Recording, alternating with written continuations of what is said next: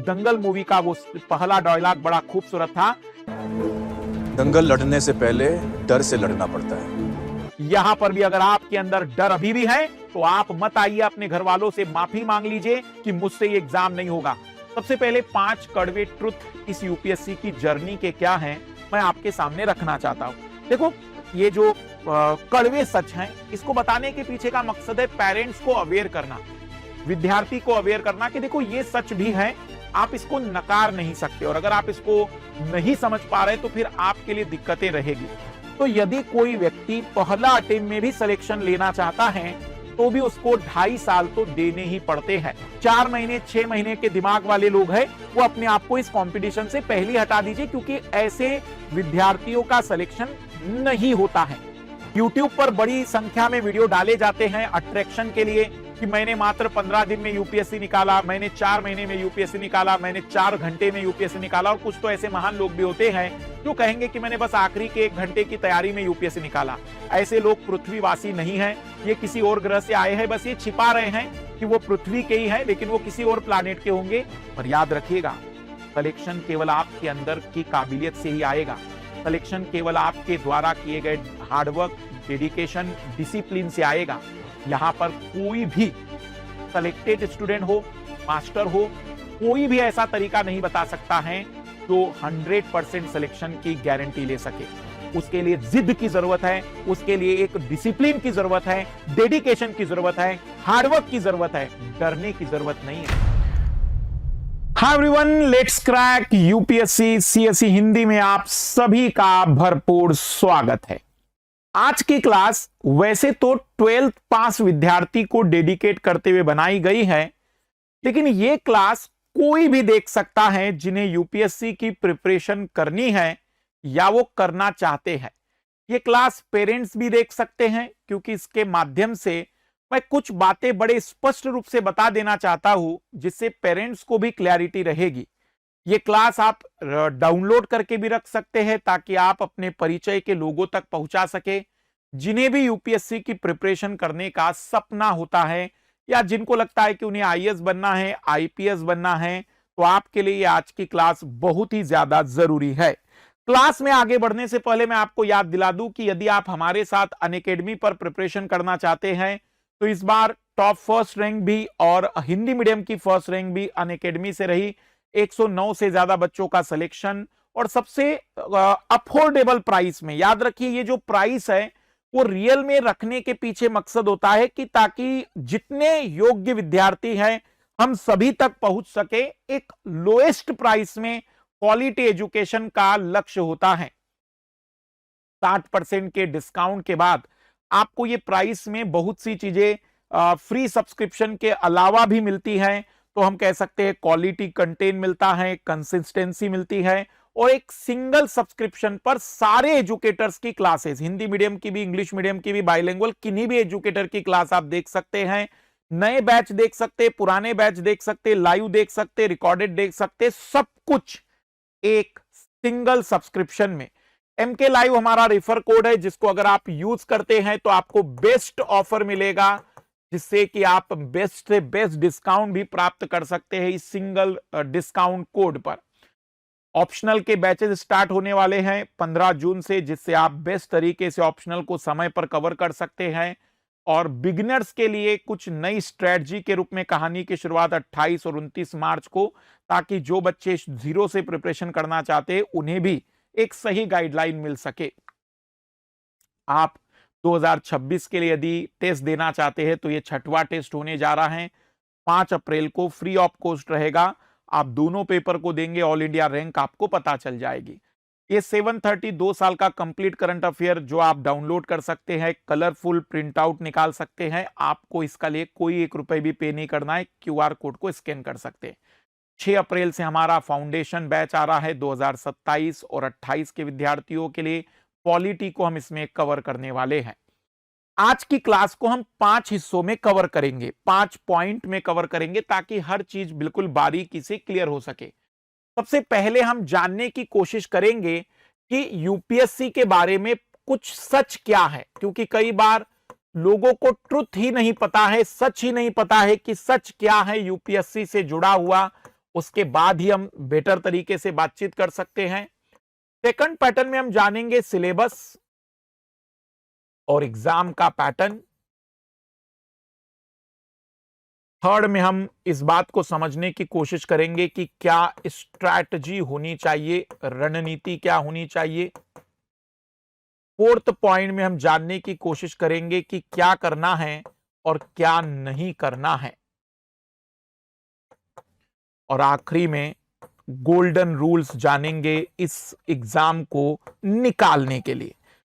मेरे 15-16 साल से लगातार जब से मैं पढ़ा रहा हूं तो उससे आइडिया लग जाएगा कि क्या रूल्स होते हैं, किस तरीके की बातचीत होती है, इन सभी चीजों को जानते हैं। सबसे पहले 5 कड़वे ट्रुथ इस यूपीएससी की जर्नी के क्या हैं, मैं आपके सामने रखना चाहता हूं। देखो, ये जो कड़वे सच हैं, इसको बताने के पीछे का मकसद है पेरेंट्स को अवेयर करना, विद्यार्थी को अवेयर करना कि देखो ये सच भी है, आप इसको नकार नहीं सकते, और अगर आप इसको नहीं समझ पा रहे तो फिर आपके लिए दिक्कतें रहेगी। सबसे पहला सच ये है कि मिनिमम से मिनिमम 2.5 साल इस पूरी जर्नी में लगते हैं। आप पूछेंगे सर कैसे? आइए ध्यान से देखते चलना। मान लीजिए कि अगर कोई विद्यार्थी 2027 के लिए प्रिपरेशन करना चाहता है, ध्यान से समझिए मेरी बात, तो इधर ध्यान देना कि 12 से लेकर 15 महीने उसे अपने प्रिपरेशन को देने पड़ेंगे। 12 महीने से लेकर 15 महीने उसे प्रिपरेशन को देने पड़ेंगे, तैयारी के लिए उसे समय निकालना पड़ेगा। फिर जनवरी 2027 में नोटिफिकेशन आएगा, मतलब फॉर्म आएंगे। मई में एग्जाम होगा, पहला वाला प्रीलिम्स का। मेंस का एग्जाम अगस्त में होगा। मेंस का एग्जाम टेंटेटिव डेटा, ये टेंटेटिव है। दिसंबर से लेकर मार्च तक इंटरव्यू होगा और मार्च एंडिंग या अप्रैल के फर्स्ट वीक में रिजल्ट आ जाएगा। अब आप देखिए कि जनवरी से लेकर तो नेक्स्ट ईयर 2028 के मार्च अप्रैल में अगर ये रिजल्ट आता है तो लगभग आप समझ सकते हैं कि 12 से लेकर 14 महीने का समय हमें इस पूरी प्रोसेस में गुजारना पड़ेगा। तो 12 से 15 महीने हमारे इसमें लग गए। 14 से लेकर 15 महीने का प्रोसेस है, प्रोसेस में लग जाएंगे। 14 से लेकर ये प्रिपरेशन में लग जाएंगे। मतलब मोटे तौर पर अगर आप देखना चाहे तो 26 से लेकर 30 महीने का समय लगता है। तो यदि कोई व्यक्ति पहला अटेम्प्ट में भी सिलेक्शन लेना चाहता है तो भी उसको 2.5 साल तो देने ही पड़ते हैं, जिसमें 1.5 साल उसके अपनी प्रिपरेशन के हैं या 1.25 साल अपनी प्रिपरेशन के हैं और 1 साल 1 महीना 2 महीने उस पूरी प्रोसेस का है, जिसमें वो प्रीलिम्स देगा, पहली परीक्षा देगा, फॉर्म भरेगा, पहली परीक्षा देगा, दूसरी परीक्षा देगा और फाइनल इंटरव्यू के बाद रिजल्ट का इंतजार करेगा। तो ये दिमाग में रखिएगा, ये पहला कड़वा सच है। 4 महीने 6 महीने के दिमाग वाले लोग हैं वो अपने आप को इस कंपटीशन से पहले ही हटा दीजिए, क्योंकि ऐसे विद्यार्थियों का सिलेक्शन नहीं होता है। कुछ YouTube पर बड़ी संख्या में वीडियो डाले जाते हैं अट्रैक्शन के लिए कि मैंने मात्र 15 दिन में यूपीएससी निकाला, मैंने 4 महीने में यूपीएससी निकाला, मैंने 4 घंटे में यूपीएससी निकाला। और कुछ तो ऐसे महान लोग भी होते हैं जो कहेंगे कि मैंने बस आखिरी के 1 घंटे की तैयारी में यूपीएससी निकाला। ऐसे लोग पृथ्वीवासी नहीं हैं, ये किसी और ग्रह से आए हैं, बस ये छिपा रहे हैं कि वो पृथ्वी के ही हैं, लेकिन वो किसी और प्लानेट के होंगे। या तो वो झूठ बोल रहे हैं या तो वो इस ग्रह के नहीं हैं, क्योंकि यूपीएससी की जर्नी में इतना टाइम लगता है। यदि कोई अनुभव वाला व्यक्ति है तो इस बात को नकार देगा कि संभव ही नहीं है कि 4-6 महीने की तैयारी में कोई व्यक्ति आईएएस बन गया होगा। दूसरा है, कई बार विद्यार्थियों को लगता है कि सर यूपीएससी में तैयारी कितने विषयों की करनी है, तो बोल देते पॉलिटी, ज्योग्राफी, हिस्ट्री। लेकिन रियलिटी में यूपीएससी में कुल 28 से ज्यादा विषय पढ़ाने हैं। अब 28 क्यों कह रहा हूं मैं? क्योंकि रियल में 28 विषय मुझे लगते हैं। कई टीचर कहेंगे कि नहीं झूठ बोल रहा है मास्टर, ऐसा इसलिए कहेंगे क्योंकि जैसे हिस्ट्री की बात करें तो हिस्ट्री में आर्ट एंड कल्चर आता है, हिस्ट्री में मिडेवल हिस्ट्री आता है, एंशिएंट हिस्ट्री आता है, मॉडर्न हिस्ट्री आता है, वर्ल्ड मॉडर्न हिस्ट्री आता है। अब ये सब कुछ हिस्ट्री है, तो मैं इसको 5 विषय कहूंगा तो कोई टीचर कहेगा नहीं ये तो एक ही विषय हिस्ट्री है। तो वो अपने अनुसार बता सकते हैं। ज्योग्राफी में फिजिकल ज्योग्राफी होता है, ह्यूमन एंड इकोनॉमिकल ज्योग्राफी होता है, इंडियन ज्योग्राफी होता है, मैपिंग जैसी बातचीत आ जाती है, तो ये भी अपने आप में बहुत बड़ा डिवाइडेबल होता है। Indian society, internal security, social justice, हम कहेंगे कि Indian polity, governance, international relation, Indian economy, science and technology, general science, ecology, environment, disaster management, ऐसे लगभग एथिक्स, ऐसे। फिर ऑप्शनल के भी आपके 2 पेपर होते हैं। जो प्रीलिम्स का पेपर होता है, इसमें मैथ्स होता है, रीजनिंग होता है, कॉम्प्रिहेंशन होता है, डेटा इंटरप्रिटेशन होता है, डेटा सफिशिएंसी होता है, करंट अफेयर जैसा विषय होता है। तो आप ये दूसरा कड़वा सच भी समझ लीजिए कि 28 से ज्यादा विषय होते हैं, जिसमें 6-7 विषय तो आपको ग्रेजुएशन और पीजी से भी अच्छे नॉलेजेबल पढ़ने हैं। तो मेहनत बहुत अच्छी लगती है। 4-5 विषयों का ये सिलेबस नहीं है, बहुत विस्तार से हमें बेटर तरीके से एक एक विषय को कवर करना पड़ता है। कई सारे विषय तो ऐसे होते हैं जो केवल ग्रेजुएशन और पीएचडी लेवल के लोगों को पता होता है, लेकिन यहां तैयारी के दौरान वहां तक भी पहुंचना पड़ता है। तो लगभग 28 से ज्यादा विषयों का यह सिलेबस है। कंपटीशन की बात करें तो कंपटीशन नो डाउट बहुत ज्यादा है। कंपटीशन पर बात कर लेते हैं। लगभग 8 से 10 लाख स्टूडेंट इसके फॉर्म भरते हैं, जिनमें से 5 से 6 लाख स्टूडेंट इसमें पहली एग्जाम में बैठते हैं, जिसको प्रिलिमिनरी टेस्ट कहते हैं। इनमें से मात्र 12 से 15 हजार बच्चे सेलेक्ट होते हैं जो कि दूसरी एग्जाम में बैठ पाते, जिसको मेंस कहते हैं। और इनमें से लगभग 2500 से लेकर 2700 बच्चे तीसरे इंटरव्यू में जाते हैं, और मोटे तौर पर लगभग 1000 के आसपास बच्चे सेलेक्ट होते हैं। इनमें से भी केवल 100 या 180 बच्चे ही कलेक्टर बन पाएंगे, आईएएस बन पाएंगे। तो नो डाउट कंपटीशन बहुत ज्यादा है, और इस पूरे कंपटीशन में भीड़ ज्यादा कहूंगा। रियल में कंपटीशन लगभग 50,000 बच्चों का है। इन 50,000 बच्चों में 15,000 बच्चे एलाइट है। एलाइट मतलब अमीर नहीं है, बल्कि 15,000 वो बच्चे हैं जो यूपीएससी को 2 या 3 बार इंटरव्यू फेस कर चुके हैं, लेकिन फिर भी सेलेक्ट नहीं हो पाए, या फिर वो ऑलरेडी सेलेक्टेड है लेकिन निचली पोस्टेड पर हैं, या ऐसे बच्चे जो अलग अलग पीएससी, पीसीएस की परीक्षाओं से पास होकर आए हैं, या ऐसे बच्चे जो आईआईटी, आईआईएम या फिर बड़े बड़े कॉलेजों से पढ़कर आए हैं, जिनका बैकग्राउंड बहुत स्ट्रांग है, और या फिर ऐसे विद्यार्थी जो कोई ना कोई बढ़िया गवर्नमेंट जॉब में है, कोई ना कोई जॉब में तो है ही, वो बैंक में हो सकते हैं, वो रेलवे में हो सकते हैं। तो लगभग 50,000 बच्चों में 15,000 कैंडिडेट बहुत ही बेटर कंपटीशन वाले हैं। मैं डराना नहीं चाहता हूं, लेकिन सच्चाई यह है कि हां, इनके साथ भी लड़ना होगा। बचे हुए 15,000 बच्चे ऐसे हैं जो इस साल बहुत अच्छे से प्रिपरेशन कर रहे हैं, इंटेंसिवली प्रिपरेशन कर रहे हैं। मैं कहूंगा 15 की जगह 25,000 बच्चे ऐसे होते हैं जो हर साल बहुत ईमानदारी से पढ़ाई कर रहे होते हैं, और 10,000 बच्चे आप ऐसे मान के चलिएगा जिनके पास जिंदगी में अब सब कुछ खो दिया था, अंतिम एक मौका जिंदगी का मिला है उनको, तो वो प्रिपरेशन करने के लिए उतरे होंगे। या वे विद्यार्थी जो 3-4 बार दे चुके लेकिन फेल होते गए हैं, लेकिन इस बार उन्होंने अपनी ताकत से पूरी की पूरी मेहनत को पलट दिया है। मैं कहना यह चाहता हूं कि कंपटीशन भले ही बहुत सारे स्ट्रेंथ में दिख रहा होगा, लेकिन 50,000 बच्चे बहुत अच्छे कंपटीशन वाले हैं। सर फिर मुझे तैयारी करनी चाहिए कि नहीं? मैं तो इस तरीके का कोई विद्यार्थी 50,000 में हूं नहीं, लेकिन आप इन 50 में आ सकते हैं। क्या आप अपनी तैयारी को बदलने के लिए दिन रात मेहनत कर सकते हैं? क्या कंसिस्टेंसी आपके अंदर है जो इस साल इन बच्चों में आ रही है? या फिर आप इनमें से कोई एक विद्यार्थी जब बन जाएंगे तो अपने आप इस कैटेगरी में शामिल हो जाएंगे? उसके लिए जिद की जरूरत है, उसके लिए एक डिसिप्लिन की जरूरत है, डेडिकेशन की जरूरत है, हार्डवर्क की जरूरत है, डरने की जरूरत नहीं है।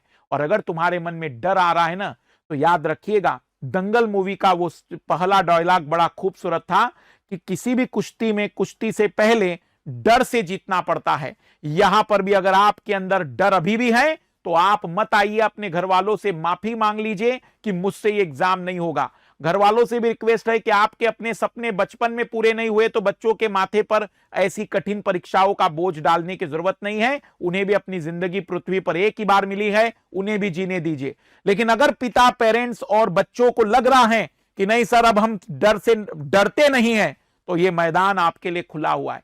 मेरे 1-2 मिनट के मोटिवेशन से मोटिवेट मत होना। अंदर की आवाज आए तो ही इस एग्जाम की प्रिपरेशन करना।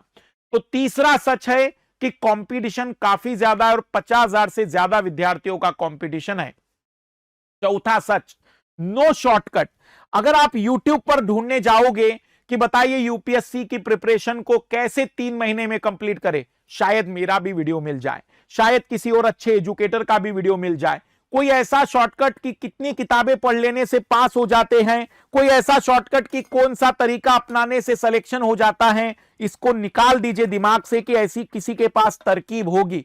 अगर होती ना तो आज करोड़ों की फीस लेकर वो व्यक्ति, वो मास्टर आज दुनिया में पहचान लिया जाता। जाने माने टीचरों के पास भी 10-10 हजार बच्चे होते हैं और उनमें से कोई 15-20 सेलेक्ट हो पाते हैं। याद रखिएगा, सिलेक्शन का तरीका विद्यार्थी का अपना खुद का होता है। मास्टर से लेकर वीडियो से लेकर सारी बातें केवल गाइडेंस होती है, एक दिशा दर्शाने का मतलब होता है, पर उसके आधार पर 100% सिलेक्शन का अगर कोई दावा कर रहा है तो या तो वह आपको मूर्ख बना रहा है या खुद को मूर्ख समझ चुका है। तो सच्चाई यही है, कोई शॉर्टकट नहीं है। कुछ लोगों को ऐसा लगता होगा कि सर हमने सुना है इंटरव्यू में पैसा लगता है। ये इकलौती ऐसी एग्जाम है कि जो इंटरव्यू लेने वाला व्यक्ति है वो ऑलरेडी बहुत बड़े पदों से होकर आया है। अगर सच में उसे पैसा कमाना होता तो वो करोड़ों रुपए ऑलरेडी कमा चुका होता। इसलिए आप दिमाग से निकाल दीजिए कि इंटरव्यू में या किसी भी तरीके से पैसों से काम बन जाता है। भारत में आज के जमाने में अगर मैं 10-10 करोड़ रुपए की भी एवरेजन बात करूं तो आराम से 1 लाख की आबादी निकल आएगी। वो 1 लाख की आबादी अपने बच्चों को आईएएस बना देती अगर उनके पास ये ताकत होती कि पैसों से सिलेक्शन होता।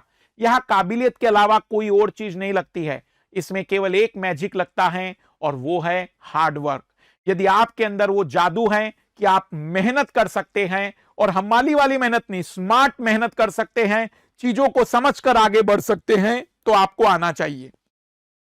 और सबसे जरूरी बातचीत है self created mystery, selection is in your hand. ध्यान से समझिएगा मेरी बात। सेल्फ करेक्टेड मास्टरी का मतलब क्या है, मिस्ट्री नहीं मास्टरी, क्षमा चाहूंगा। जैसे मान लीजिए आपने टॉपर का कोई वीडियो देखा और आपको पता चला अच्छा पहली रैंक ऐसी आई थी, किसी ऑल इंडिया रैंक सेकंड वाले का वीडियो देखा, किसी एजुकेटर का वीडियो देखा, किसी मेंटर का वीडियो देखा। याद रखिएगा ये सारे वीडियो आपको एक गाइडेंस के लिए होते हैं। ये सारे वीडियो केवल बताने के लिए होते हैं कि कहां गलतियां नहीं करनी है, कहां पर आपको ध्यान देना है, जैसे आज का ये वीडियो है। पर याद रखिएगा सिलेक्शन केवल आपके अंदर की काबिलियत से ही आएगा। सिलेक्शन केवल आपके द्वारा किए गए हार्डवर्क, डेडिकेशन, डिसिप्लिन से आएगा। यहां पर कोई भी सेलेक्टेड स्टूडेंट हो, मास्टर हो, कोई भी ऐसा तरीका नहीं बता सकता है जो 100% सिलेक्शन की गारंटी ले सके। तो 5 कड़वे सच से एक बार पुनः मुलाकात कर लीजिए। सबसे पहले तो आपको इतना टाइम देना ही पड़ेगा। 28 से ज्यादा सिलेबस है, यहां सब्जेक्ट के सिलेबस हैं।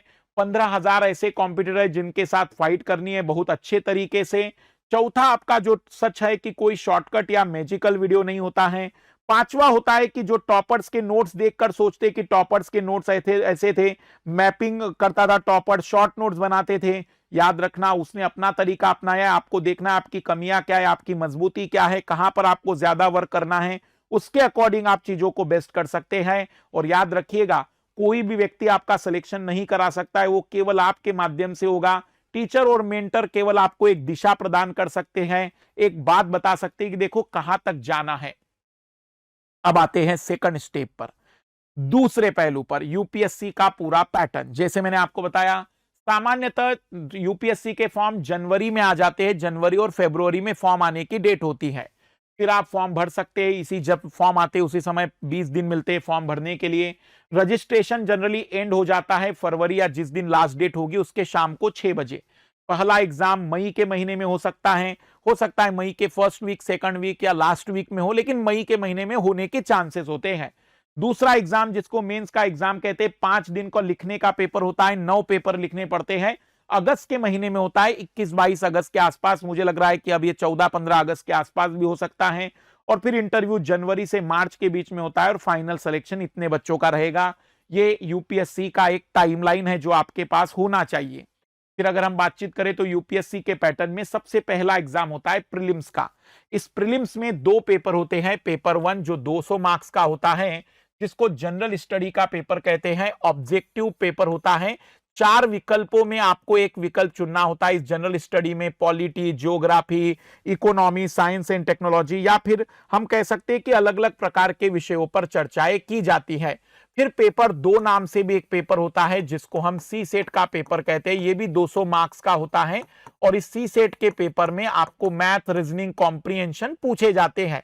प्रीलिम्स के पहले पेपर में ये जो पेपर 1 है यही स्कोरिंग पेपर कहलाता है। स्कोरिंग का मतलब इसी से तय होता है कि आप पास होंगे या फेल, क्योंकि इसमें मिनिमम आपको 90 नंबर लाने की कोशिश करनी है। आउट ऑफ 200 90 नंबर, 95 नंबर लाने की कोशिश करिएगा। जो सीसेट का पेपर होता है इसमें फिक्स होता है कि इतने मिनिमम नंबर आने चाहिए, अगर इतने नंबर नहीं आए तो इधर के नंबर हम काउंट करेंगे नहीं, आपको फेल घोषित कर देंगे। तो पहला स्टेप प्रीलिम्स कहलाता है। ऑब्जेक्टिव परीक्षाएं होती हैं, 100 क्वेश्चन जीएस में आते हैं 200 मार्क्स के, 80 क्वेश्चन सीसेट में आते हैं 200 मार्क्स के। सीसेट का पेपर क्वालिफाइंग कहलाता है क्योंकि 66 मार्क्स लाने जरूरी है, उसके नंबर जोड़े नहीं जाएंगे, लेकिन 66 से कम आ गए तो फेल घोषित कर दिया जाएगा, मतलब आप पहली स्टेप में फेल हो जाओगे। जो जीएस का पेपर होता है उससे तय होता है कट ऑफ। कट ऑफ का मतलब होता है कि उससे ज्यादा आने वाले बच्चे पास हो जाएंगे, जो हर साल बदलता है। ये डिपेंड करता है पेपर का लेवल कैसा आया, ये डिपेंड करता है नंबर ऑफ सीट कितनी थी, ये डिपेंड करता है नंबर ऑफ स्टूडेंट कितने थे। यदि पेपर का लेवल कठिन है तो कट ऑफ कम चला जाता है, नंबर ऑफ स्टूडेंट ज्यादा बैठे थे तो कट ऑफ ऊपर चला जाता है। अगर नंबर ऑफ सीट ज्यादा आई है तो पेपर का कट ऑफ कम चला जाता है, क्योंकि ज्यादा बच्चों को सेलेक्ट करना होता है। जनरली कट ऑफ 200 में से 90 नंबर के आसपास जाता है, कभी 87 चला जाता है, कभी 92 चला जाता है, लेकिन इसी के इर्द गिर्द आपको रखना है। अगर आप 90 से 95 नंबर का दिमाग में रख लेंगे तो आप कट ऑफ को पार कर सकते हैं, जो भी विद्यार्थी लाएगा। माइनस मार्किंग होती है, 1/3 माइनस मार्किंग का इसमें नियम होता है। फिर जो पहली एग्जाम पास करते हैं उन्हें 1750 मार्क्स का मेंस लिखना होता है। इस मेंस में अगर हम बातचीत करें तो कुल 4 पेपर होते हैं। 4 पेपर होते हैं जीएस के 4 पेपर होंगे। इसमें पेपर जो अगर हम बातचीत करें चारों पेपरों पर एक नजर इधर ध्यान दीजिएगा। ये जो पहला पेपर होता है जीएस के 4 पेपरों के अलावा पहला पेपर एसे का होता है। 2 एसे आपको लिखने के लिए दिए जाते हैं और ये 2 एसे 125 नंबर के होते हैं। 250 मार्क्स के 2 एसे आपको लिखने पड़ते हैं। 250 मार्क्स के 2 एसे आपको लिखने पड़ते हैं। 2 निबंध 12-12 पेज के लिखने पड़ते हैं। फिर पेपर सेकंड जिसको पेपर 1 कहते हैं, इसमें Indian heritage, culture, world history, geography, society जैसे सवाल आते हैं। इंडियन सोसाइटी से 10 सवाल 10-10 नंबर के होते हैं। 10 सवाल 15-15 नंबर के होते हैं। 250 मार्क्स का ये पेपर होता है। जनरल स्टडी पेपर 2 गवर्नेंस आता है, कॉन्स्टिट्यूशन आता है, पॉलिटी आता है, सोशल जस्टिस आता है, इंटरनेशनल रिलेशन आता है। और इसमें भी 10 सवाल 10-10 नंबर के, 10 सवाल 15-15 नंबर के होते हैं। 250 मार्क्स का ये दूसरा पेपर।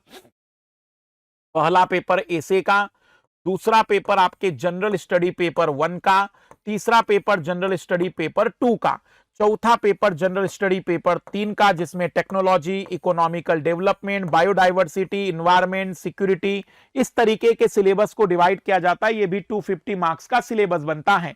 और पांचवा पेपर जो कि जीएस पेपर 4 का होता है, पांचवा पेपर यहां लिया नहीं गया है, पांचवा पेपर जीएस पेपर 4 का होगा। जैसे जीएस पेपर 3 था, इसमें एथिक्स से जुड़े हुए सवाल आते हैं, केस स्टडी के सवाल आते हैं, ये भी 250 मार्क्स का होता है। तो 4 जीएस के पेपर हो गए, मतलब 1000 नंबर का जीएस हो गया। एक पेपर एसे का हो गया जो 250 मार्क्स का होता है। और फिर आता है ऑप्शनल का पेपर। ऑप्शनल का पेपर मतलब जो आप अपनी चॉइस के अकॉर्डिंग चुन सकते हैं कि भाई मुझे ऑप्शनल चुनना है। जैसे आप चाहे तो political science, international relation, geography, history, public administration जैसा विषय, सोशियोलॉजी जैसा विषय, एंथ्रोपोलॉजी जैसा विषय, साइकोलॉजी जैसा विषय, या फिर आपको जो भी विषयों की लिस्ट दी जाती है उसमें किसी को भी चुन सकते हैं। फिजिक्स, केमिस्ट्री, बायोलॉजी जैसे विषय भी, मैथमेटिक्स जैसे विषय भी चुन सकते हैं। वो 500 मार्क्स का पेपर होता है। कुल 1750 नंबर का यह पेपर होते हैं। कुल 7 पेपर आपके रहेंगे। सर आप तो 9 पेपर कह रहे थे। जी हाँ, फिर 2 पेपर क्वालिफाइंग पेपर होते हैं। एक कहलाता है इंग्लिश पेपर, इंग्लिश कंपलसरी, और एक कहलाता है इंडियन लैंग्वेज। इंग्लिश कंपलसरी वाले जो होते हैं वो 250 to 300 मार्क्स का पेपर होता है। और इंडियन लैंग्वेज का 300 मार्क्स का पेपर होता है। 75 मिनिमम मार्क्स इसमें लाने पड़ते हैं। अगर आपके 75 नहीं आए तो आपका पेपर ही चेक नहीं करते ये गंदे लोग। सातों के सातों पेपर चेक ही नहीं करेंगे, बस लिख देंगे कि आप इसमें फेल हो गए, इसमें नंबर इतने आपके आए हैं, और कह देंगे कि आपका आगे का हमने रिजल्ट निकाला ही नहीं। तो इंडियन लैंग्वेज में कोई भी लैंग्वेज, मराठी, गुजराती, हिंदी, तमिल, तेलुगु, मलयालम, उड़िया, जो भी आपको लगती है वो भाषा आप ले सकते हैं। और इंग्लिश कंपलसरी लिखना होता है। 10वीं के स्टैंडर्ड का इंग्लिश का पेपर होता है, बहुत ज्यादा चैलेंजिंग पेपर नहीं होता है। और केवल 25%, केवल कट ऑफ मार्क्स इंग्लिश और इस लैंग्वेज पेपर का 25% है। इसके नंबर जोड़े नहीं जाएंगे। रिजल्ट आएगा तो इन नंबरों पर आएगा, प्रीलिम्स के आधार पर रिजल्ट नहीं आता है। प्रीलिम्स केवल एक क्वालिफाइंग, एक प्रकार से फिल्टर करने का पेपर है जिससे मेंस के बच्चों को चुना जा सके। अब आपने 1750 में से नंबर कितने लाए उसके आधार पर आपका सिलेक्शन होता है। सिलेक्शन के लिए कितने नंबर चाहिए सर 1750 में? तो लगभग 800 नंबर आपको चाहिए। 800 नंबर दिमाग में रखिएगा।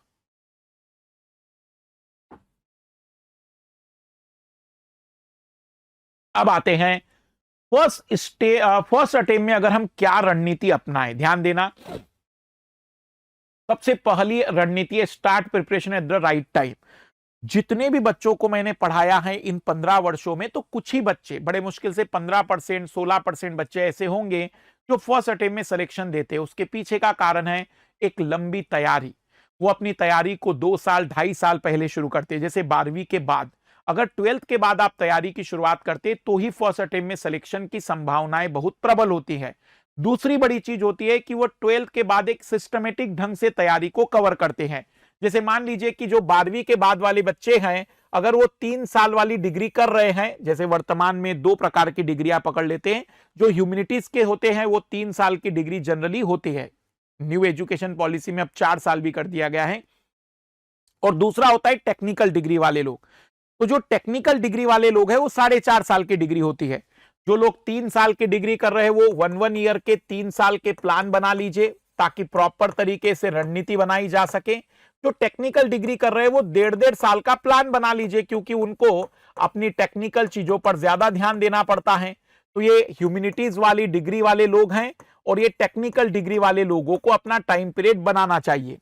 पहले साल उनका फोकस होना चाहिए केवल बेस बनाने पर, जिसमें वो एनसीईआरटी को कवर कर सकते हैं 6 से लेकर 12 तक की, पॉलिटी, ज्योग्राफी और हिस्ट्री की एनसीईआरटी। बस यही एनसीईआरटी पढ़ते चलिए ताकि आपका बेस क्लियर हो सके।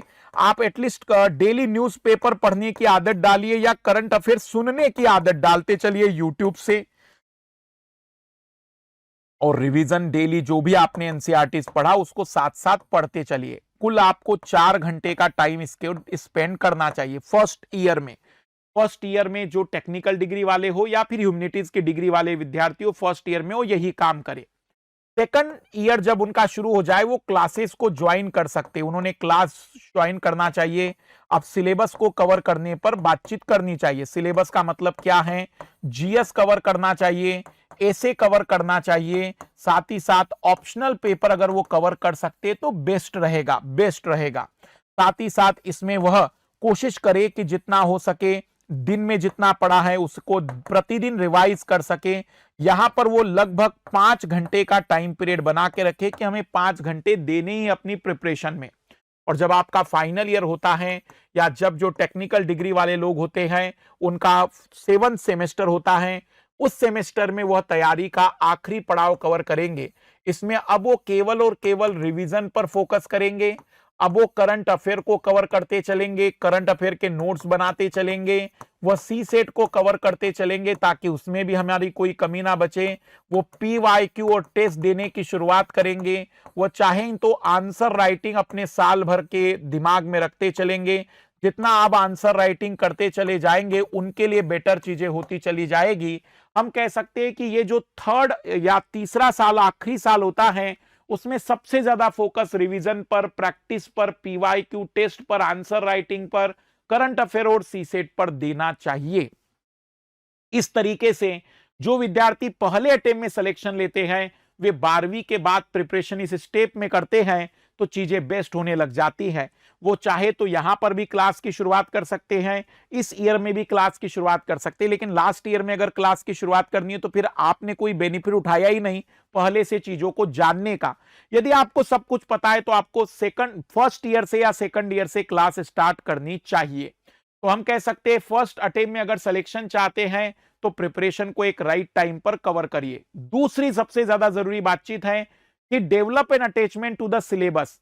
आप किसी विषय के प्रति प्रेम मत पैदा कर देना, किसी किताब के प्रति प्रेम पैदा मत कर देना। यदि आप सिलेबस को दिमाग में रखेंगे, बार बार सिलेबस को कंप्लीट करने पर फोकस करेंगे, तो यकीन मानिएगा कि आपको तैयारी में कहीं कोई दिक्कत नहीं आएगी। जो विद्यार्थी किसी विषय से प्यार कर बैठता है, पॉलिटी अच्छे लगने लग गई, हिस्ट्री अच्छी लगने लग गई, ज्योग्राफी, समझ जाइए वहीं पर खत्म हो गया। विषय से प्यार नहीं, किताब से प्यार नहीं, सिलेबस से प्यार करिए। सिलेबस से प्यार करोगे तो सिलेक्शन जल्दी होगा।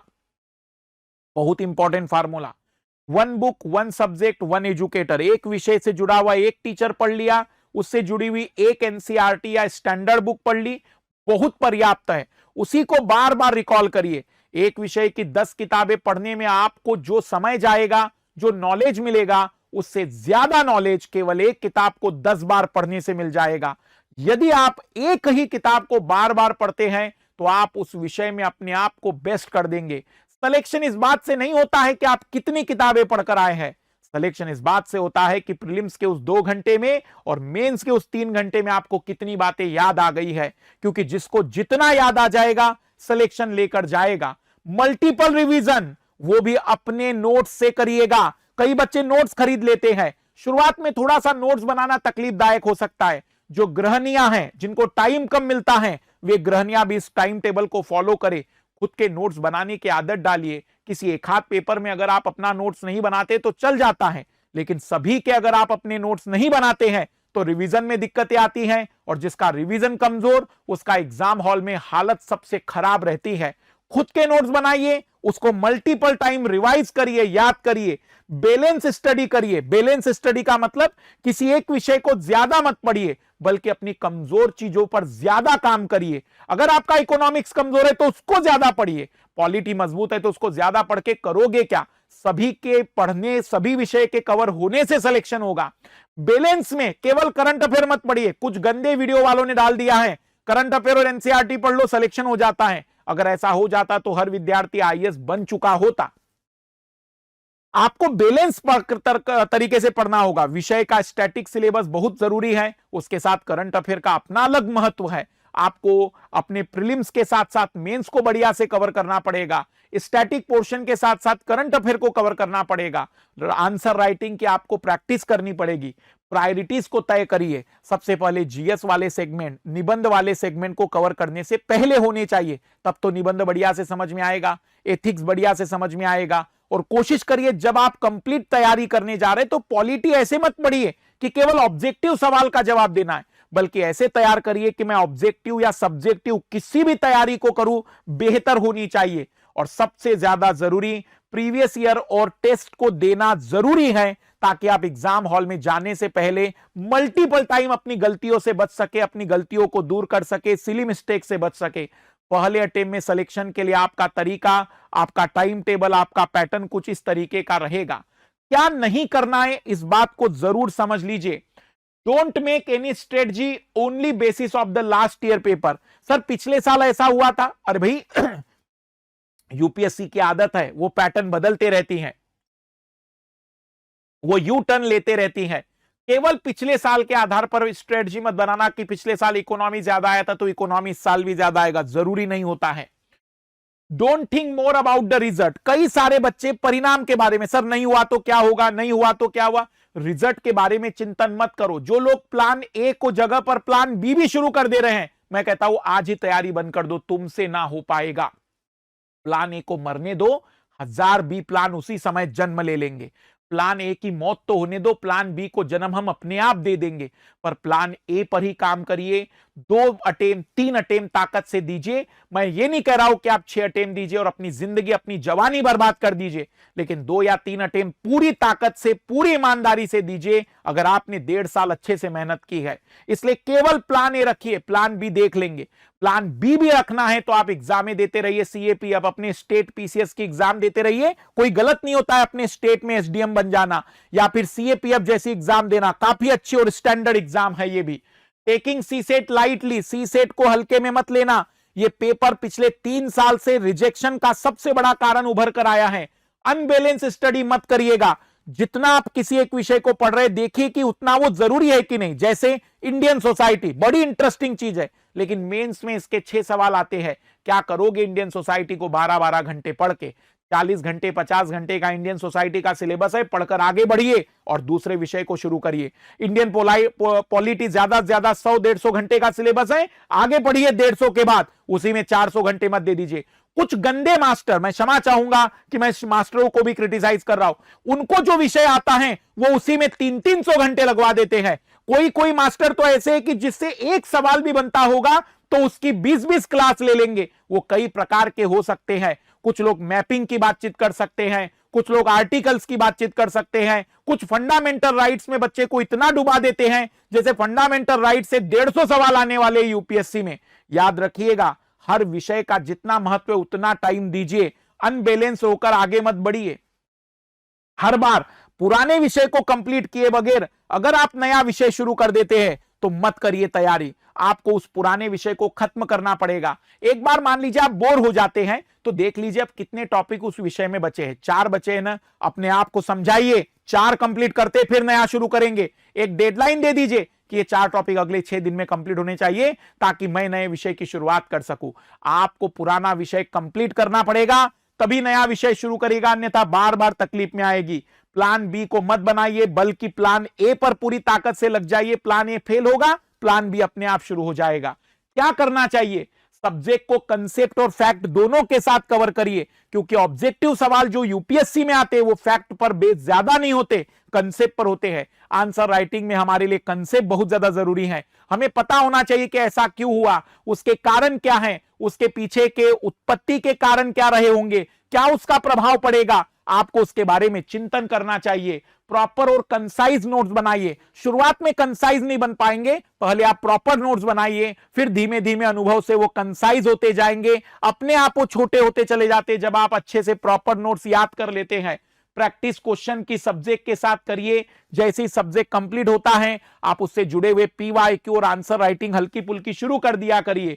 ज्यादा अटेंशन उन जगह पर दीजिए जो कमजोर है। मैथमेटिक्स कमजोर है तो मैथमेटिक्स स्ट्रांग करिए, इंग्लिश कमजोर है तो इंग्लिश स्ट्रांग कर लीजिए, अगर पॉलिटी कमजोर है तो पॉलिटी पर ज्यादा ध्यान दीजिए। डिसिप्लिन और स्टडी रूटीन फॉलो करिए। किसी दिन 15 घंटे मत पढ़ लीजिए, लेकिन डेली 4-5 घंटे का अपना रूल फॉलो करिए। आप ये मान के चलिए कि आपके अंदर एक एटीट्यूड आना चाहिए ऑफिसर वाला, जो डेडिकेशन रहता है, डिसिप्लिन रहता है, तभी वो इतने बड़े पदों पर पहुंचता है। निचले पदों पर पहुंचने के लिए डेडिकेशन और डिसिप्लिन की जरूरत उतनी नहीं पड़ती है। अगर आप बड़ा पद चाहते हैं तो डेडिकेशन और डिसिप्लिन आपके अंदर आना ही चाहिए। 4-5 घंटे की स्टडी का प्लान होना ही चाहिए और कोशिश करिए छोटी छोटी जीत को तय करिए। 3 दिन 5 दिन का अपना टारगेट पूरा हुआ कि नहीं, 7 दिन का टारगेट पूरा हुआ कि नहीं, इस पर काम करेंगे तो आपका मोटिवेशन बना रहेगा। 1-2 दिन का मोटिवेशन नहीं, एक लंबी जर्नी है। इसमें कभी 10-12 दिन आप बीमार पड़ जाते हैं, कभी दिन खराब चले जाते, तो तनाव मत लेना, हम आगे उसे कवर कर लेंगे 2-2 घंटे ज्यादा पढ़ के। और अंतिम 3 गोल्डन रूल्स। पहला, लिमिटेड रिसोर्स मल्टीपल रिवीजन। पूरी बात की समरी कर रहा हूं। जो विद्यार्थी सबसे ज्यादा बार रिवीजन करता है सिलेक्शन लेकर ही जाता है। कम से कम रिसोर्स जमा करिए, कम से कम किताबें खरीदिए, कम से कम मतलब अलग अलग नोट्स कम से कम खरीदिए और उनका बार बार रिवीजन करिए। डिसिप्लिन और कंसिस्टेंसी, यदि आप अपने आप को एक बेटर रूटीन में लेकर जाते हैं, लगातार अपने प्रतिदिन के लक्ष्य को पूरा करते हैं, टाइम टेबल फॉलो करते हैं 4 घंटे 5 घंटे का, तो लक्ष्य 100% आएगा। एक समय के बाद यही आपका मोटिवेशन बनेगा। और सबसे जरूरी नियम, जिंदगी हो या तैयारी हो, क्या अच्छा लग रहा है इससे ज्यादा जरूरी क्या जरूरी है। जैसे खाने में हो सकता है आपको गुलाब जामुन मीठे लगते हो सकता है आपको कोई भी अच्छी चीज मीठी चीज अच्छी लगती हो, लेकिन शरीर के लिए प्रोटीन की जरूरत है। शरीर के लिए फैट की जरूरत है, शरीर के लिए कितना कार्ब्स की जरूरत है, कार्बोहाइड्रेट की जरूरत है, आपको देखना पड़ेगा। तो क्या अच्छा लगता है ये इंपॉर्टेंट नहीं है, क्या जरूरी है ये इंपॉर्टेंट है। विषय में कौन सा विषय जरूरी है, कौन से सेगमेंट जरूरी है, कौन से नोट्स जरूरी है, ये इंपॉर्टेंट है। फलाना चीज मुझे अच्छी लगती है, इससे सिलेक्शन नहीं होता है, इससे केवल टाइम पास किया जा सकता है। सलाह सबकी लीजिए, लेकिन अपना निर्णय लेकर तेजी से आगे बढ़िए। हर चीज का डेड एंड जरूर बताइए। जब आप चीजों का एंड तय नहीं करते हैं तो कभी भी आप खत्म नहीं कर पाते हैं। इसलिए हर चीज जब शुरू करते तो तय करिए, अगले 5 दिन में मैं छोटी सी चीज पूरी करूंगा, अगले 1.5 महीने में मेरा ये विषय पूरा हो जाएगा, तब जाकर आप बेटर वे से कंप्लीट कर सकते हैं अपने लक्ष्य को। और आखिरी में जाते हुए बस इतना ही कहूंगा, यदि आप तैयारी के लिए सच में इसमें उतरना चाहते हैं तो ये मान के चलिएगा कि अगर आप बैलेंस वे में 4 से 5 घंटे बढ़िया दे सकते हैं 12th के बाद, तो आप फर्स्ट अटेम्प्ट में सिलेक्शन लेकर जाओगे। लेकिन जरूरी है उन पूरे टाइम पीरियड में कंसिस्टेंटली बने रहना। अगर आपको लगता है कि आप केवल लास्ट ईयर देना चाहते हैं, मतलब फाइनल ईयर में पूरी तैयारी करना चाहते हैं, तो फिर आप 7 से 8 घंटे 10 घंटे का दिमाग में प्लान रखिएगा। जिन गधों ने आपको बोला होगा कि 15-15 घंटे पढ़िए, 12-12 घंटे पढ़िए, उन्होंने अपनी जिंदगी में कभी 15-12 घंटे नहीं पढ़ा होगा। भले एग्जाम के लास्ट के टाइम में पढ़ने वाले लोग 12-15 घंटे पढ़ लेते हैं, ये वो एग्जाम नहीं जो लास्ट टाइम पे पढ़ने वाली होती है। या कंसिस्टेंस की जरूरत पड़ती है, एक लॉन्ग माइंडसेट की जरूरत पड़ती है, और सबसे ज्यादा जरूरी है कि एक बैलेंस वे में, डिसिप्लिन वे में आगे बढ़ने की जरूरत पड़ती है। मुझे उम्मीद है कि आज की बात आपको पूरी तरह से क्लियर हुई होगी। फिर भी यदि कोई डाउट है तो मैं लगातार डाउट लेते रहता हूं। आपके लिए एक बड़ी खुशखबरी यह है कि आज अभी 8:30 बजे आज मैं पहला फाउंडेशन का क्लास ले रहा हूं फ्री में। फाउंडेशन का क्लास फ्री में ले रहा हूं। यह फ्री क्लास एनसीईआरटी क्लास 6 का होगा। आप नीचे दिए गए लिंक से जुड़ जाइएगा। एनसीईआरटी क्लास 6 जो कि न्यू एनसीईआरटी पर बेस्ड है। हम फाउंडेशन की यह सीरीज शुरू कर रहे हैं 12th पास बच्चों के लिए। ये 12th पास वाले भी देख सकते हैं। 27 देने वाले, 28 देने वाले, 29 देने वाले, 30 को देने वाले और 31 को देने वाले, इन 5 वर्ष के बच्चों के लिए आज की पहली क्लास बहुत जरूरी है।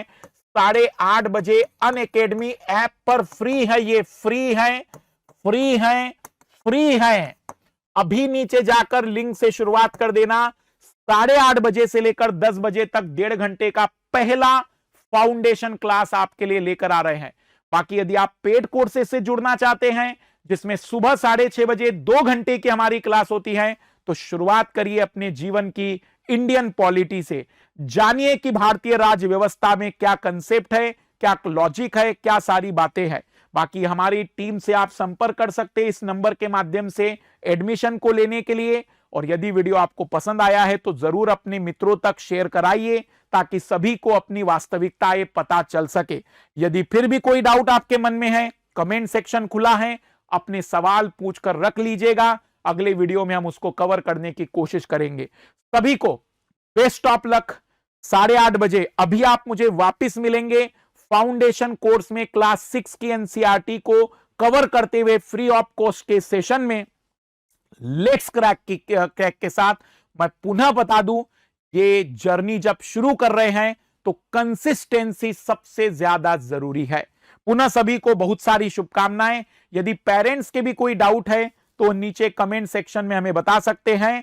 Bye, best of luck.